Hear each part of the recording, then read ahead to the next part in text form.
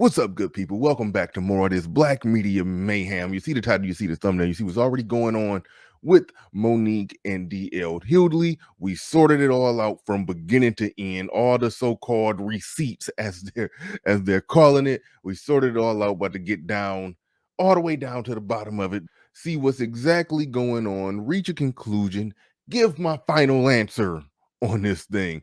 But so anyway, let's go.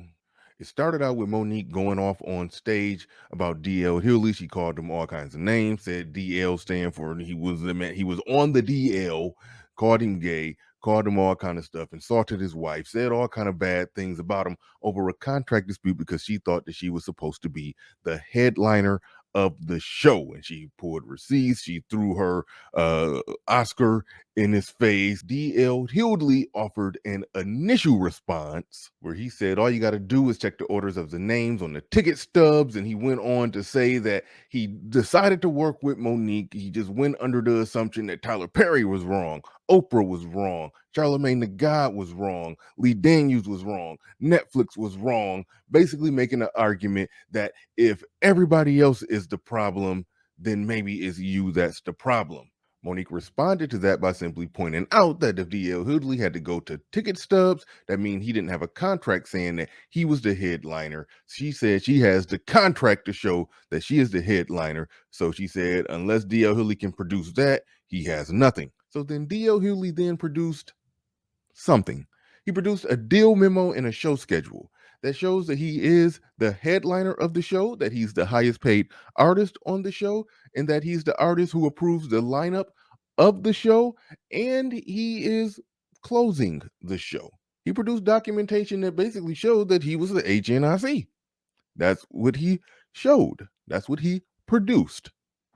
Monique then responded by essentially saying that what he produced was not a contract. It is a deal memo. So what is a deal memo, you may say? Glad you asked. A deal memo is an American term used to describe a document which summarizes the key points of a contract between two or more parties. Deal memos are the precursor to a full contract, which ultimately documents the legal agreement between the parties. So deal memos are important, but they're not exactly contracts. However, they do go hand in hand. So Monique, from her perspective, she's throwing down the ultimate trump card on this whole thing. Why? Because she's producing a contract. Everything that DL is producing is everything except for an actual contract. That's her argument. But it gets a little shaky when DL responds to her contract by pointing out a few things. The deal memo, or whatever he has, it was signed into action on March 29th. Whatever she had was signed on March 28th. And to add insult to injury, is under a company named Hicks Media Inc. You may be asking, what is Hicks Media Inc.? Well, I'm glad you asked. Hicks Media Inc. is Monique's company. Her husband's name is Sidney Hicks. Hicks Media that's her. That's her thing. So that's why DL Hughley is saying, I'm quoting, man, Hicks Media Inc. Hold up. That's you. You really showing everyone a contract you submitted from your own company? I smell BS, and I wouldn't pick it up with the old birth certificate paper it was written on. So long story short, after we go full Johnny Cochran Scooby-Doo detective agency on this thing, the best conclusion that I can come up to is that they both were given separate information. From who, you may ask?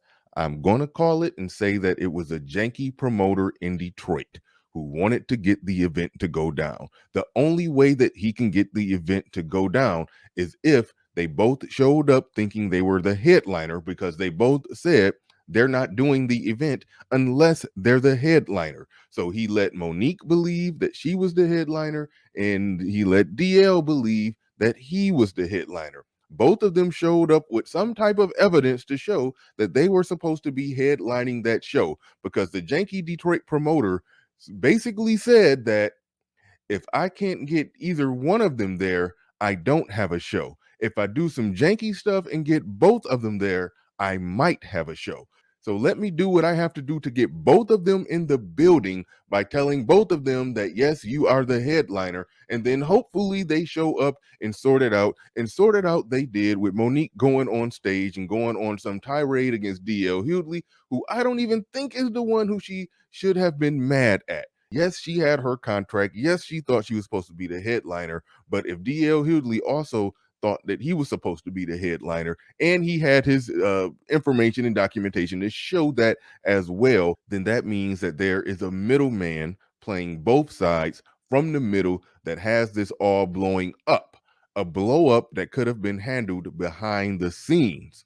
And like I said, going back to my live show, what did this whole thing in and made it end up being what it was is that Monique decided to take it onto the stage and air out all the business that should have been handled behind the scenes. That's what made this whole situation a bad thing. Even if it was a possibility that it just would have had to been a no show, they just would have had to cancel the show because they couldn't come to terms in agreement. That happens. That happens. But she went through with the show anyway, went on stage and acted a fool. I asked this question, and I asked this question on my live show, and maybe I didn't do a good job of finding comparable white comedians. But if Amy Schumer and Jeff Foxworthy had some type of disagreement where they couldn't come to terms about who was supposed to be the opening act and who was supposed to be the headliner, in the event that that happened, do you think that it would end up blowing up in a situation where Amy Schumer goes on stage and calls Jeff Foxworthy all kinds of names? Do you think it would end with Amy Schumer going on stage and calling Jeff Foxworthy gay? That's where the problem lies. That's where the only problem lies. Everything else was a legitimate dispute that could have been worked out or not worked out.